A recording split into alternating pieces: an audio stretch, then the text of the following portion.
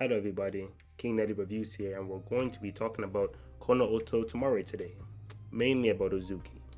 Uzuki has recently become a very important character in the series. He was always a menacing figure in the series due to his actions leading to the death of Chika's grandpa and ruining Chika's reputation even further, but we never really received much information on his motives or background. Recently, we received a good picture of how Uzuki was raised and what caused him to become the way he is now. In this video, I'll be going over what we already knew about Uzuki through Momoya, the context behind the information we already knew, the parallels between him and Momoya, why he became the man he is today, and lastly, what's next for his character in the future of the story. If you end up enjoying the video, don't forget to like, comment, and subscribe to support the channel, and if you want early access to more videos like this one, support my Patreon as well. The link is in the description below. Now, let's talk about that boy Uzuki. Everybody get your fucking hands up.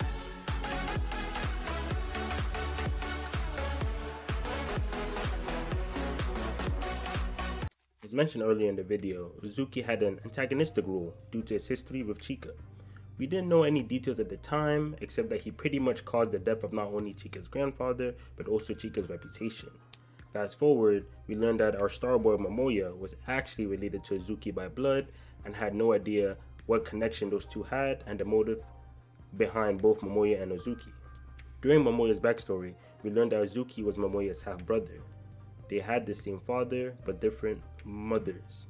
Momoya's mother was the mistress that their father would visit once or twice a month, and Uzuki's mother was the one their father came home to more often. I spoke on this a bit in my last Kono Oto video about Uzuki, but due to this living arrangement, Momoya's personality became very distant, scripted, and he lost a sense of self due to being surrounded by such a heavy lack of love and sickening lies from his parents. Uzuki was someone that already knew the family situation of their father at the time and empathized with Momoya by consoling him that it wasn't Momoya's father's fault, but their father's instead for being a sleazebag. After talking a bit more, they became a little closer after finding out they were the only family members that can be more truthful with each other compared to their parents. They met a couple times, asked each other about the family situation, but never came close enough to become too personal with each other, which was fine for both Momoya and Uzuki. Uzuki and Momoya had one conversation that really stuck with me. It went like, "Don't you ever feel like breaking it all?" as he refers to the family situation. Uzuki follows up by saying living within a lie all this time makes one doubt even oneself. Momoya says he never even thought about myself since it doesn't interest him. He says, isn't it fine to just fit in however you can? Seeing such heavy identity distortion from these kids left such a bad taste in my mouth. These are some very clear red flags when identifying broken children raised in terrible environments. Many parents don't realize how their words and actions can destroy their kids. Both Momoya and Uzuki have a hard time even finding their own self-identity since their parents are faking being good people in front of them despite having terrible morals behind their kids' back. They see this and develop trust issues in many people and things, and it leaks over to their own personal identity as well.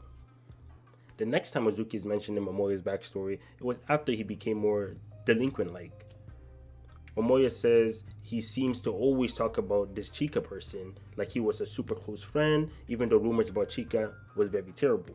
Momoya even said he never heard Uzuki use the word friend before, so we were already getting hints on just how strong of a presence Chika had to Uzuki. After Chika's grandpa passed, Momoya thought Uzuki was shocked that a close friend turned out to be evil and tried to console him, but Uzuki defended Chika's honor despite being the main culprit and says he'll stay by Chika's side until the end. This was the last time Momoya and Uzuki talked before they met again on screen, with Uzuki asking him to help reunite with Chika. The main things we learn about Uzuki from Momoya's backstory are Uzuki being aware of his father cheating on his mother, having two families, and blamed him for both his and Momoya's family becoming twisted. We also learned that Uzuki likes talking to Momoya more than his other family members, but they still never got very personal with each other. We learned that Uzuki always felt like he wanted to break this lie he's living in, and living in that lie is making him doubt even himself as a person. And lastly, we learned that Chika became someone Uzuki looked up to as a friend, and Uzuki ended up changing his behavior under Chika's influence. What we didn't know is how and why most of these things happen, since we got this information from Momoya's point of view, not Uzuki's. Amyuu showed us Uzuki's backstory in the recent chapters, and from that, we truly learned about the depressing circumstances behind Uzuki's character. Uzuki's backstory started in the form of a diary. He started writing on Christmas Eve, December 24th, and it says that he just found out his dad has a secret family and his mom had a secret lover. A happy day like Christmas Eve where families get together and enjoy the holidays with each other. Instead of a day like that, that was the day Uzuki realized the happy family he thought he had was all a false image. Instead of wallowing in sadness, however, he instead just says they're perfect for each other. Two cheaters who don't care about maintaining a proper family. This is already signs showing that his emotions are already pretty warped as a child, since most children don't think like this in this situation. Uzuki then hires a detective to find out about his dad and half-brother.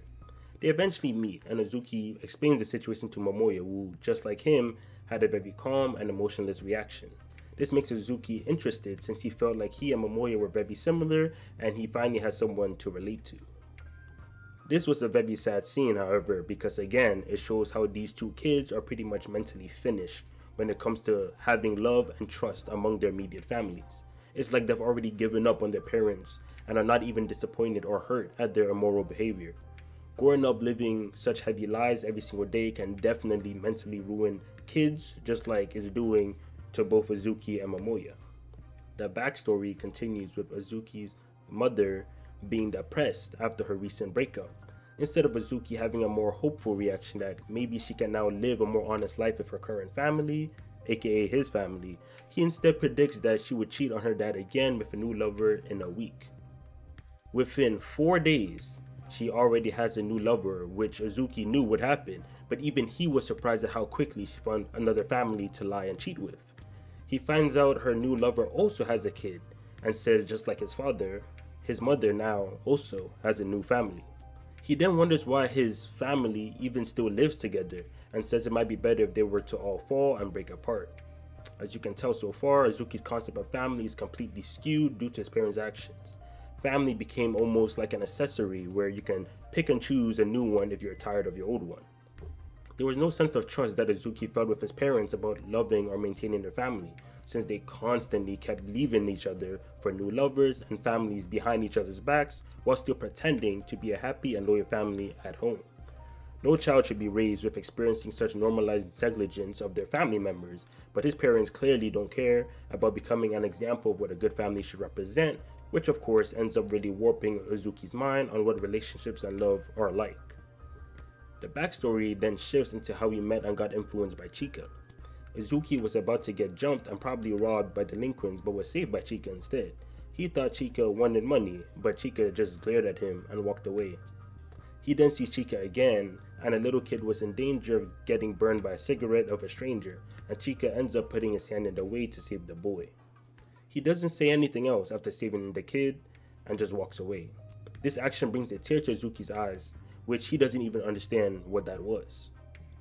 This scene reinforces the lack of emotions Uzuki had up to this point, since even tears, not from pain, were something he most likely has never experienced or has seen from other people around him. He tries to meet Chika again, but gets dismissed by him due to Chika's concern for his safety. This prompts Uzuki to want to be friends even more, and he ends up changing his image to fit in with Chika's environment. The backstory in chapter 103 ends there, but continues again in chapter 107. Uzuki tries to get Chika to accept him being in that foul delinquent environment again, but Chika is adamant about Uzuki not belonging there. Uzuki then gets seized by Yuji, who lies about Uzuki having bad rumors about him, and after Uzuki confirms and says he has nowhere else to go, Chika feels for him and lets him stay. As Uzuki thanks Yuji for helping him, Yuji says that by going down this bad path, he can confidently stand by Chika, which seems like Uzuki believes and commits to. Chika continues to bring positive emotions out of Uzuki. Uzuki was getting extorted due to his rich parents, which Uzuki didn't really care for since it wasn't his money, and protecting his parents' money was something he didn't really care about doing. After explaining his mindset to Chika, Chika understands that this isn't normal behavior and tells him that as soon as Uzuki starts thinking it's okay to accept things like that, he isn't fine at all. Chika then tells him to be the one to turn him down next time while patting his head. Uzuki gets emotional as he most likely never experienced such warm emotions towards him from another person.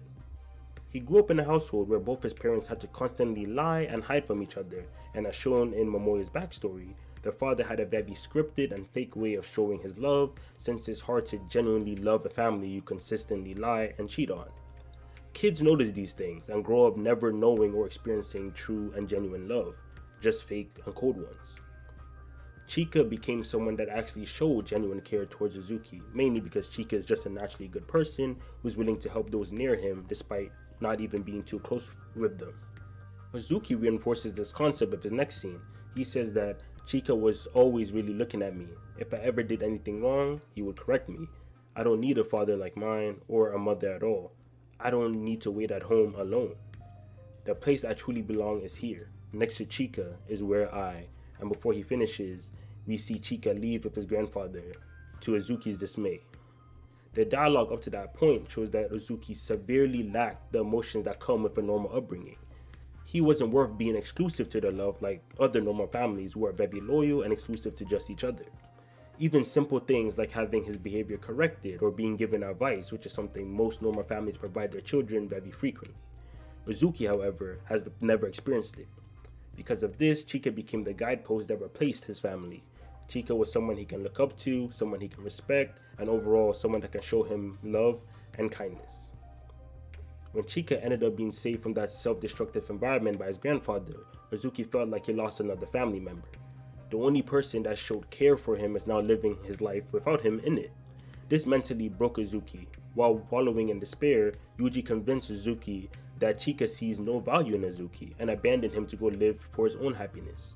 This sparks Uzuki's PTSD, where he remembered the times where his mother and father abandoned loving him like their proper child and went to other families and showed their twisted love to those kids instead.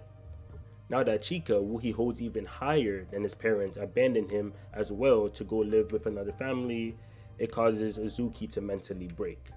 We see him asking why. Why is it always him? Over and over again, completely distraught over having nobody in his life that can love him properly as all other normal kids and families have. With that, he and Yuji plotted to bring Chika back into his old self, who was starved by kindness but still showed his own kindness to others. The backstory ends with a quote from Uzuki. That version of Chika that was starved of kindness was overflowing with kindness of his own. Standing beside that Chika, I felt at ease. I also wanted to become that kind of existence of Chika. I just wanted Chika. All I wanted was love. We see that Uzuki wanted to return Chika back to the wrong path where he felt a special connection with him. And he also wanted to become an existence to Chika that can make him feel at ease and support him the way Chika has been doing for him. Of course, after reading the series, we all know he became the exact opposite. Chika feels the most unease around Uzuki, and their friendship at this point is most likely impossible. Lacking basic love in his life and having no one to care for him has really twisted Uzuki into becoming an obsessive and dangerous person to the first person that showed him that level of kindness, Chika. With that, the backstory of Uzuki ends. Overall, Uzuki was a character that became extremely twisted and mentally abnormal due to a huge lack of genuine love in his life. Living in a family where his parents treated each other and himself as very replaceable made him feel like their family doesn't have much worth or valued each other at all. Living a life full of lies made him very apathetic and very emotionless. He then meets Chika, who gave him exactly what he was missing all his life: love. Being a kid who never had anyone genuinely care for him, Uzuki became very attached to Chika. Liking Chika is not the problem here. Most normal kids will also like Chika too. But unlike Uzuki, they would already know how being loved and cared for feels like due to having good parents. Uzuki, however, was someone without that experience, and therefore those obsessive emotions became something powerful enough to warp him mentally even more. Once Chika left that lifestyle to improve his own life instead of staying with Uzuki, he once again felt abandoned, just like he did with his parents, who went to other families to show their love instead of staying with him. This was the turning point that broke Uzuki and transformed him into such a demented and possessive character, because unlike with his parents, he finally experienced what love was. So losing someone again by being left behind in the same way his parents kept doing to him made him snap and become the man he is today. I never really liked Uzuki for obvious reasons, but his backstory really put into perspective just how badly trash parents can break their kids. They may not have beaten him or physically abused him, but simply not loving him in the way they were supposed to and neglecting him for other families and children and people that weren't part of their household was more than enough to make Uzuki grow up with warped and twisted ideals. There's not much to really blame Uzuki for since he was never once raised to understand what love and being cared for is, so having a twisted way of showing it to Chika is only natural under those circumstances. So what's next for Uzuki? I believe that Momoya will be the next major point in Uzuki's character. We see that Momoya realizes that he missed some key red flags during his talks with Uzuki, and unlike Uzuki, Momoya actually found a group of people who genuinely care for and want the best for him. Momoya, just like Uzuki, was raised by parents who scripted their love and showered him in lies. He never felt genuine care from other people and never really thought that his feelings, what he wants, and who he was actually mattered. The Koto Club changed that. They showed him that they respect not only his opinions but his interests as well. Finding people like that showed Momoya a light in his life he never had before, but Uzuki, his half-brother who grew up in similar conditions, never had his own version of the Koto Club. He doesn't currently have someone that can positively influence and change his life the way the Koto Club did for Momoya. In seeing this, Momoya looks like he was trying to become that sort of person for Uzuki.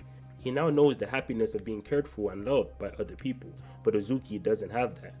Momoya seems to not want to leave him behind, and I'm very curious in how far Amyuu plans to take Momoya's feelings for Uzuki.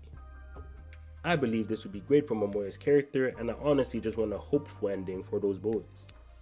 I believe the storyline moving forward will be very interesting, and I'm excited to see where we go with this. If you enjoyed the video, don't forget to like, comment, and subscribe to support the channel, and for more videos and early access to future content, support my Patreon. The link is in the description below. Thanks for watching, and I'll see you guys next time. Peace.